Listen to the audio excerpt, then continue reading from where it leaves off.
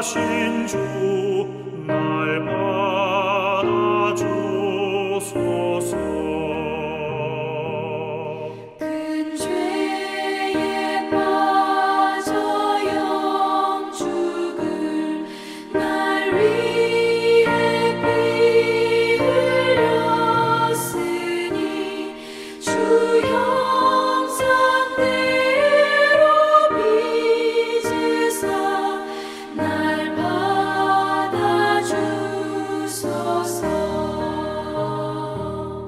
내 모습 이대로 주 받아주소서.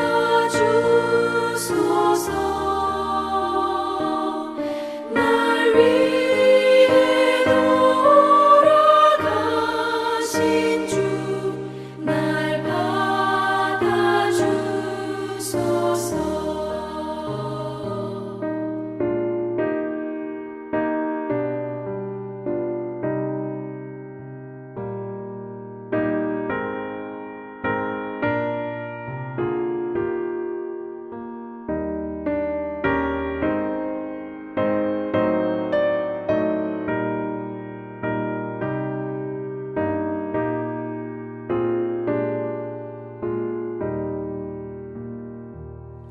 내 힘과 결심 약하여 늘 깨어지기 쉬우니 주 이름으로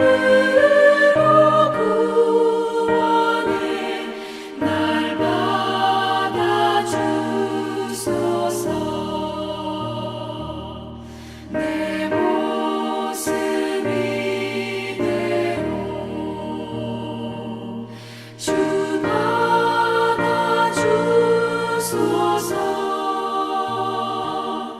날 위해 돌아가신 주 날 받아주소서.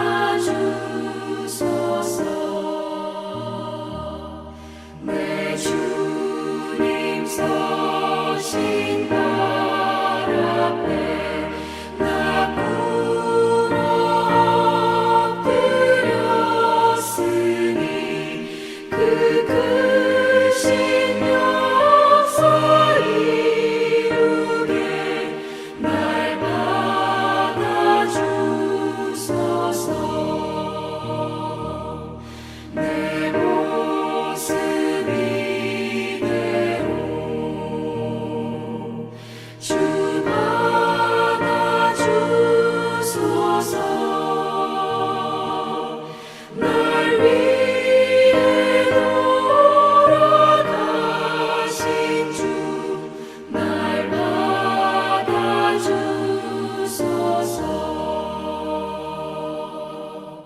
아멘.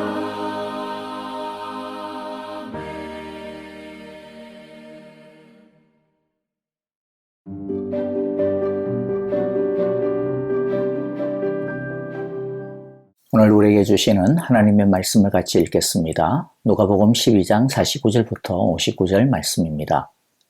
나는 세상에다 불을 지르러 왔다. 불이 이미 붙었으면 내가 바랄 것이 무엇이 더 있겠느냐. 그러나 나는 받아야 할 세례가 있다. 그 일이 이루어질 때까지 내가 얼마나 괴로움을 당할는지 모른다. 너희는 내가 세상에 평화를 주러 온 줄로 생각하느냐. 내가 너희에게 말한다. 그렇지 않다. 도리어 분열을 일으키러 왔다. 이제부터 한 집안에서 5 식구가 서로 갈라져서 셋이 둘에게 맞서고 둘이 셋에게 맞설 것이다.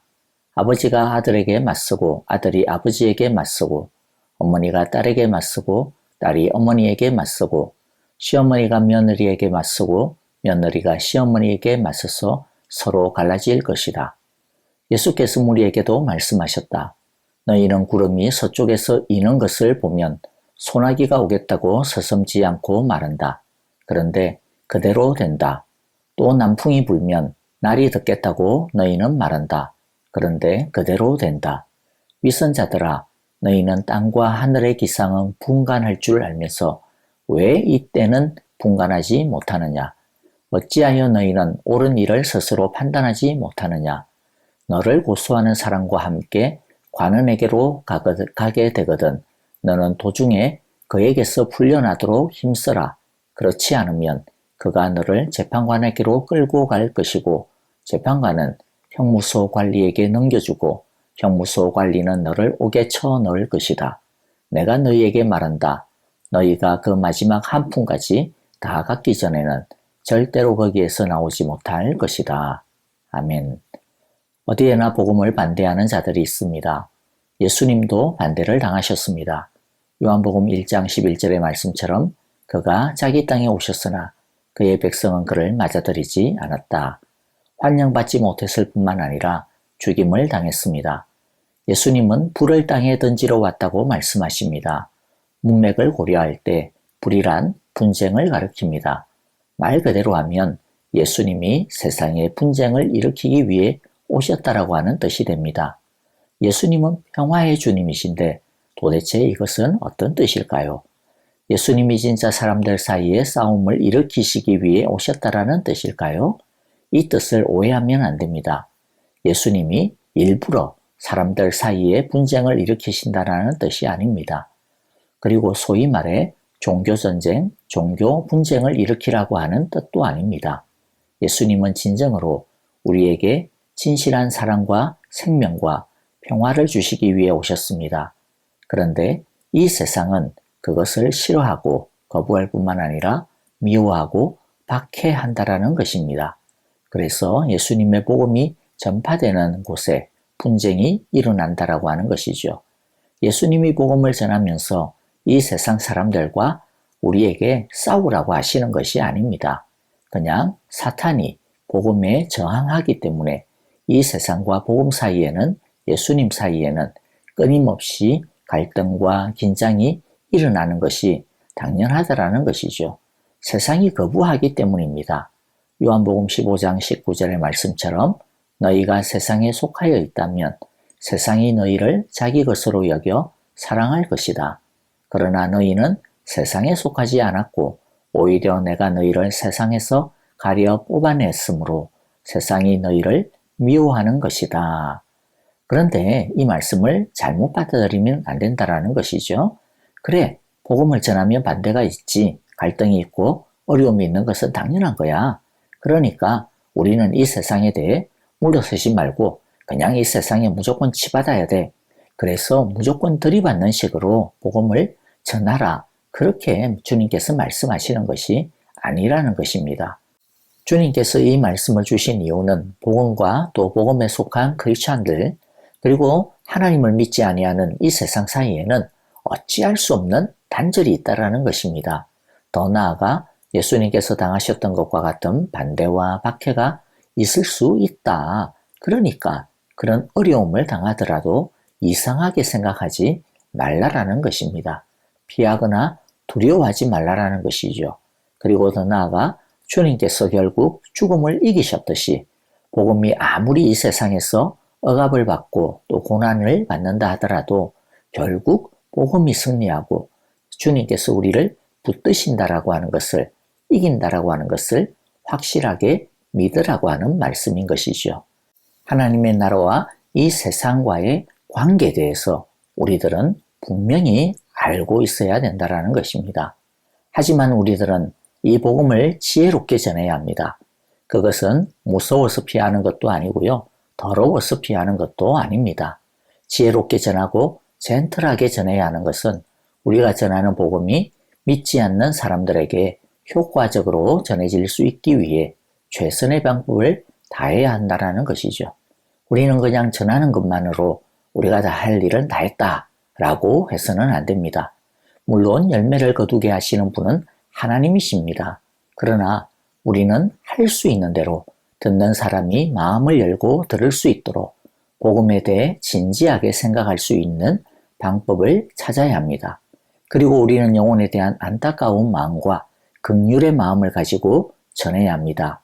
그렇기 때문에 사람들이 어떻게 생각하든 말든 믿으라 하고 덮어놓고 강요하거나 불쾌할 정도로 강압적인 태도를 가지는 것은 지혜롭지 못한 모습인 것이죠. 물론 우리가 아무리 젠틀하게 전하고 예의를 갖추어도 복음 자체에 대한 거부감이 있기 때문에 그것으로 인해 긴장과 갈등이 일어나는 것은 피할 수 없는 것도 있습니다. 하지만 우리들의 방법과 태도 때문에 갈등과 다툼이 생기는 것은 최대한 피해야 하는 것이죠. 그러므로 복음을 전할 때 우리는 복음에 대한 반대와 갈등 앞에서 두려워하지 아니하는 용기와 믿음을 달라고 기도해야 합니다. 아울러 우리가 전하는 복음이 효과적으로 전해지고 열매 맺을 수 있도록 지혜와 온유한 사랑을 달라고 기도해야 할 것입니다. 예수님은 이어서 시대를 분간하는 지혜를 가지라고 말씀합니다. 특별히 이 말씀은 말씀을 듣고서도 완강하게 고집을 피우고 거부하며 예수님에 대해 복음에 대해 거부하고 있는 유대인들을 향하여 하시는 경고의 말씀입니다. 뿐만 아니라 이 말씀은 이 윗선적인 유대인들처럼 하나님의 말씀을 안다라고 하면서 하나님의 자녀라고 하면서 하나님의 말씀을 제대로 사랑하지 아니하는 우리들의 모습을 향한 주님의 안타까운 권면이기도 할 것입니다. 예수님은 기상을 분간할 줄 알면서도 어찌 시대를 분간하지 못하느냐라고 꾸짖으십니다. 이어서 예수님은 옳은 것을 스스로 판단하라고 하시며 재판장에게 가기 전에 고발하는 자와 화해해 벌을 받지 않도록 힘쓰라고 하십니다. 여기서의 너를 고소하는 사람은 복음, 즉 예수님을 뜻합니다. 예수님은 이 세상에 생명의 말씀을 선포하셨습니다. 자기를 십자가에 높이 드셨습니다. 누구든지 주님의 말씀을 듣고 예수님을 보고 믿는 사람은 영생을 얻습니다.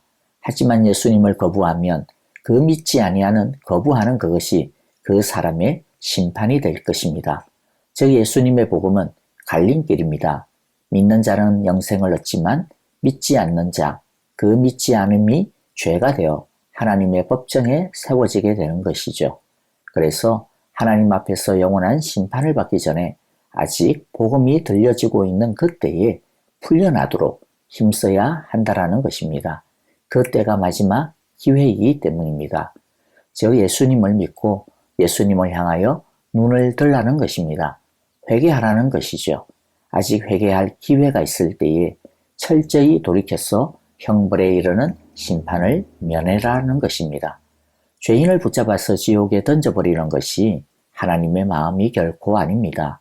하나님의 마음은 어떻게 쓰든지 한 사람이라도 마지막 순간이라도 회개하고 예수님을 믿어 구원을 얻는 것에 있습니다. 그래서 마지막 순간까지 기다리겠다라는 것입니다. 그러나 끝까지 돌이키지 않고 그 마지막 기회를 거부하면 어떻게 됩니까? 그 사람은 자기가 가던 길로 계속 가게 되죠.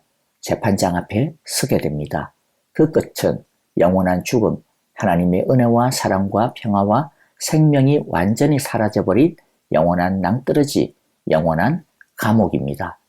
영원한 허무와 탄식과 고통과 어둠만이 있는 감옥, 그곳을 지옥이라 합니다. 혹시나 우리 주위에 재판관을 향해 하나님을 향해 그 심판을 향해 걸어가고 있는 사람이 없습니까? 하나님과 화해할 수 있게 도와주어야겠습니다. 우리는 하나님과 제대로 친밀한 교제와 사랑의 화해를 나누고 있습니까? 하나님은 우리와 막힘없는 관계, 막역한 사랑의 나눔을 기다리고 계십니다. 오늘도 그 하나님의 그 따뜻한 사랑의 품에 안기기를 기도합니다. 기도하겠습니다. 주님, 복음으로 인해 예수님으로 인해 우리가 이 세상에서 때로 환영받지 못하고 오해를 받고 심지어 어려움과 핍박을 받더라도 낙심하거나 두려워하지 않게 해주시고 담담하게 담대히 맞서는 부활의 능력을 주십시오. 비록 어렵더라도 주님의 복음을 잘 전할 수 있는 슬기로운 태도와 방법을 우리에게 가르쳐 주십시오. 위선적인 신앙인이 아니라 하나님과 진실하고 깊은 사랑의 교제를 나누게 해 주십시오. 하나님의 사랑의 품에 늘 안기게 해 주십시오. 예수님의 이름으로 기도합니다. 아멘. 하나님의 사랑이 영원히 함께하여 주실 것입니다.